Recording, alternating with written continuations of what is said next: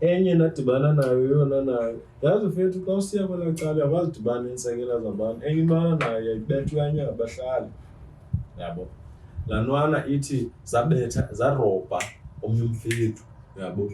Urobha kwayo lo mfethu like zirobha umjita apha esibangweni.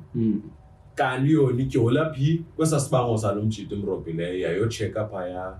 Yho! Ithi xa iqala ungena isibango le ntwana fwene ikona bro yabo. Umaniseka nangabafethu xa iside kusenawo lo mjitana nemrobhile. Umfethu wama nabafethu bakhe bamthatha umjita bomfaka endlini kwenye idladla cabayi. But ke ngeza sikhathi ezinwana cabe ezinye zazo ziyagela yabo. Yeah. Uthi laa mjita zammura laa mfethu like for like into yange-3 days yabo. Every days nesiyale ezantwana cabe libobosi elisehlathini yabo. Nozala wakho lapha emotweni uyakhala. Umntana apho simtshayise izolo yabo. So ngoku free for uthende nam ke ngoku ndimbahlile so yabo ndithetha kokomosi. So umntana usifila like ubalisa lawo yebo.